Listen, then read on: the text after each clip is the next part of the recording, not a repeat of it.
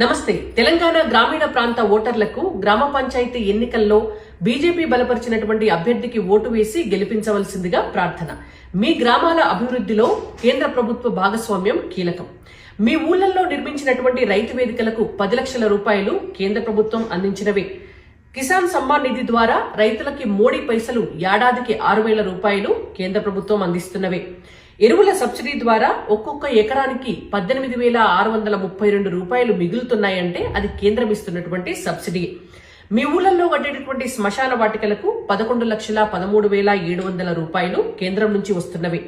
ఇక పల్లె ప్రకృతి వనాలకు 4,23,103 రూపాయలు, నర్సరీలకు 1,56,314 రూపాయలు, డంప్ యార్డ్లకి 2,50,000 రూపాయలు, పిహెచ్సిలకు 12 లక్షల రూపాయలు, మహిళల ఆత్మగౌరవాన్ని కాపాడేందుకు ప్రతి ఇంట్లో టాయిలెట్ ని కట్టేందుకు 12,000 రూపాయలు, ఉజ్వల గ్యాస్ ద్వారా మహిళల ఆరోగ్యాన్ని కాపాడేందుకు 2,800 రూపాయల విలువ చేసేటటువంటి ఫ్రీ గ్యాస్ కనెక్షన్, దాంతో పాటు ప్రతి నెల ఇస్తున్నటువంటి సిలిండర్ కి 200 రూపాయల సబ్సిడీ.